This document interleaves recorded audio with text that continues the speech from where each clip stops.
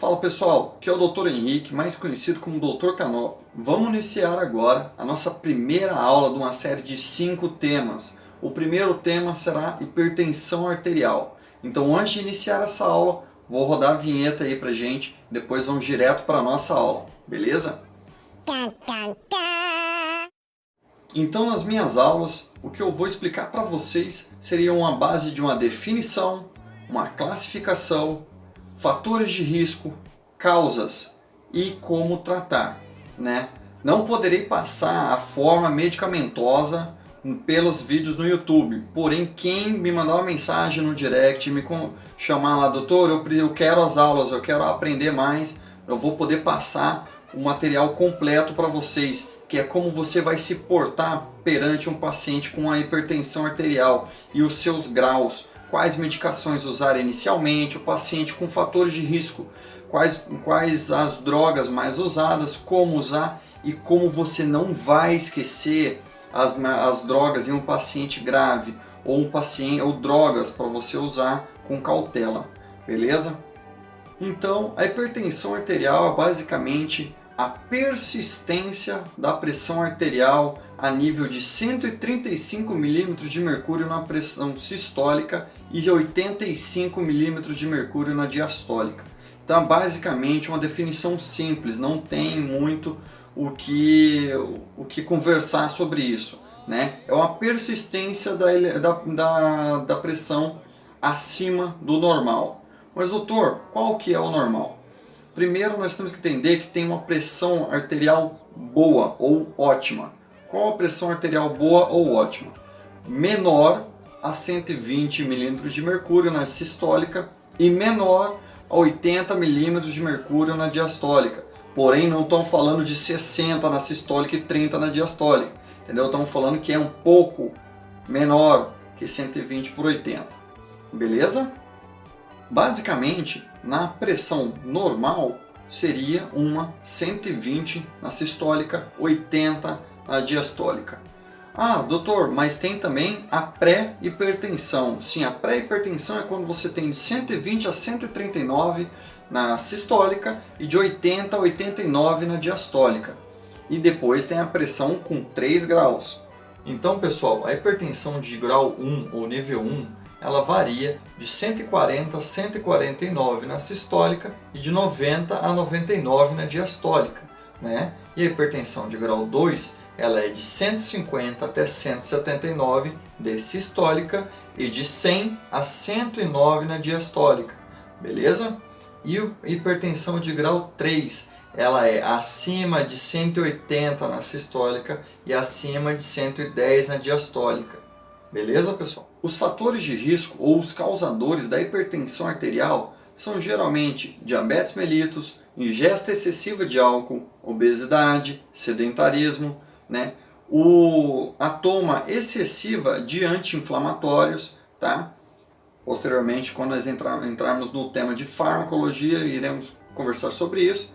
E também nos pacientes que você tem que ter cuidado, sempre que você tem que ter olho. No caso, são pacientes que já têm um laboratório anterior, um laboratório ruim, com um LDL elevado, que é o famoso colesterol ruim, ou HDL baixo, ou uso de drogas, entendeu?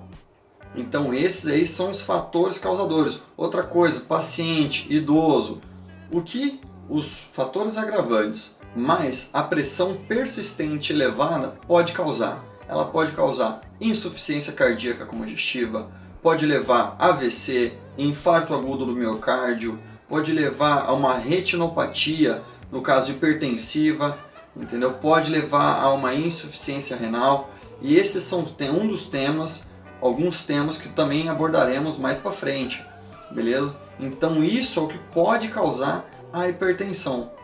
Vai uma informação, você sabia que a hipertensão arterial sistêmica eleva em 4 vezes o risco de um paciente ter AVC e que eleva em 6 vezes o risco de um paciente ter infarto agudo do miocárdio? Pois é, a hipertensão arterial sistêmica ela é grave, você tem que tratar, você tem que cuidar de forma não farmacológica e forma farmacológica, entendeu? Se for o caso, tem que cuidar, não é brincadeira. Ah, mas doutor, eu sempre tive, minha família sempre teve a pressão alta, ou sempre tive desde a minha adolescência a pressão elevada. Não, não é normal. Você pode conviver com a pressão elevada, porém pode ter os seus riscos. Vale esse risco? Quando suspeitar que o paciente está com hipertensão arterial.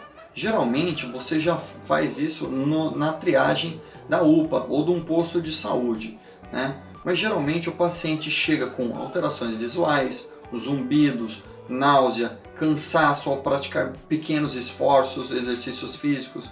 Outra coisa, tem que ter muito cuidado com quem já tem histórico familiar ou quem já tem os fatores de risco agravantes que eu falei, que é o LDL alto, HDL baixo, paciente etilista crônico, entendeu? Paciente que tem que tenha diabetes ou uma insuficiência renal anterior ou no histórico familiar, como eu comentei, entendeu? Nas mulheres tem que perguntar: você já teve a gestação? Nessa gestação você teve eclâmpsia, pré-eclâmpsia? São todos dados que temos que colher, entendeu? No exame físico ele é dividido em 4, em inspeção, palpação, percussão e auscultação.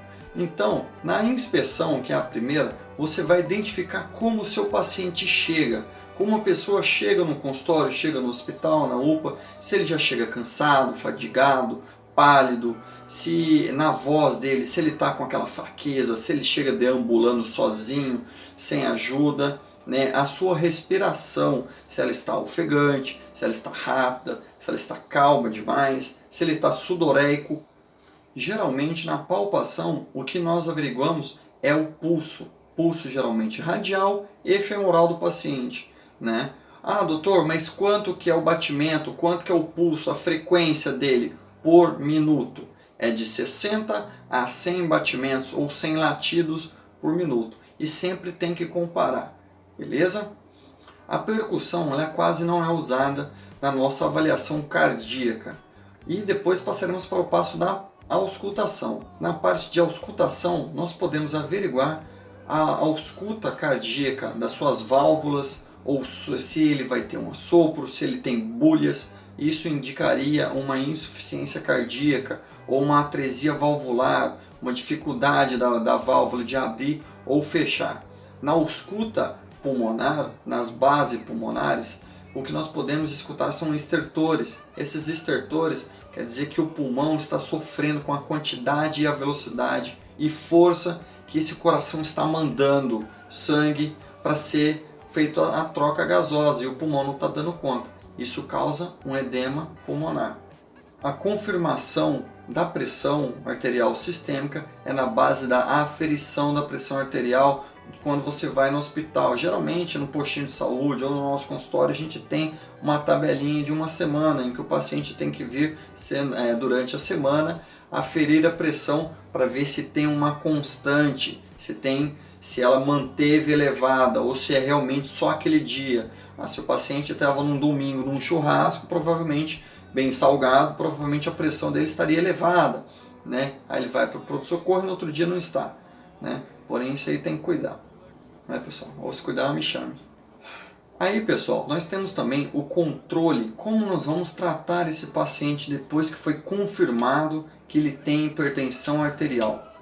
Primeiramente, se a frequência dele for entre 120 e 139 na sistólica e 80 a 89 na diastólica, primeiramente nós temos que ter o controle não farmacológico. Qual é o controle não farmacológico? É atividade física, alimentação, hábitos, evitar a ingesta excessiva de álcool, ingesta excessiva de sal, né?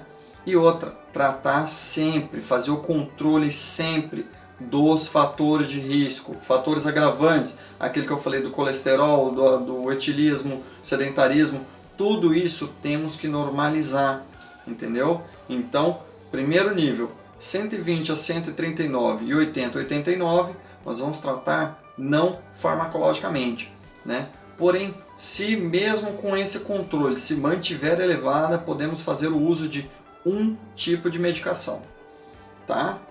Quem me chamar no direct e resolver comprar a aula, ou me chamar para explicar em casa, eu falarei tudo, qual medicação, dose, quantas vezes por dia, qual que é a diferença dessa para essa, beleza? No estágio 2, que a variante é de 140 a 159 e de 90 a 99, nós vamos fazer a mesma coisa, tratar não farmacologicamente, controlar os fatores de risco e adicionar de 1 a 2 tipos de medicação de pressão, tá pessoal? De controle de pressão arterial, tá? O estágio 3, o nível 3 da hipertensão arterial, nós podemos colocar que ela varia de 160 a 179 e de 100 a 109, né? Nisso, nós vamos fazer a mesma coisa, controle, adicionar as doses medicamentosas e fazer um estudo do porquê que esses medicamentos não estão funcionando. Será que eu tenho que aumentar a dose desse paciente? Será que são os fatores de risco que estão agravantes, que ele não está cuidando? Ou se é mesmo algum hábito que o paciente voltou? E no estágio 4, que ele é acima de 180 de sistólica e acima de 110, né, na diastólica, nós temos que averiguar se esse paciente é de tratamento de internação, se temos que internar esse paciente ou se resolve no pronto-socorro. Porém, essa pressão não pode continuar assim, tá bom? Tem que ser feito um tratamento de emergência para controlar essa pressão e averiguar se não tem que internar esse paciente. Tá bom, pessoal? Fala, pessoal! Agora é o quadro das dicas. Aqui eu vou passar para vocês alguns livros, alguns produtos que ajudam a controlar e melhorar a saúde de vocês. Né? Primeiramente, todos os links vão estar aí embaixo, é só clicar, vai direto para a página, lá vocês podem tirar todas as dúvidas de vocês, né? A maioria tem vídeos explicando, tá? Um é a queima 30 dias, que no caso é para ajudar a queimar aquela gordura, para ter uma reeducação alimentar e praticar exercício físico, porque a maioria das pessoas fazem o exercício físico, porém não sabe se está certo, ou que não quer pagar uma academia, que quer fazer em casa, não tem tempo, né?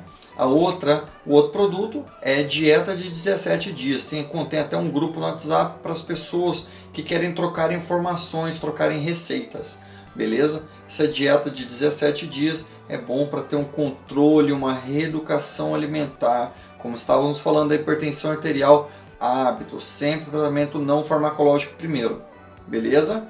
E o terceiro e última dica e último livro é o Diabetes Tipo 2, Sistema Diabetes, né, que é um livro, porém em espanhol, né, explicando a doença, como você trata ela, como você cuida, a alimentação perfeita para o diabético tipo 2. É um livro muito recomendado, né? Muitas pessoas me passaram já esse livro, beleza? Então vou colocar tudinho para vocês aqui na descrição desse vídeo. Beleza, pessoal? Muito obrigado, não esquece de curtir e se inscrever no canal, tá bom? Semanalmente, mais vídeos, mais dicas, tá? Um abraço!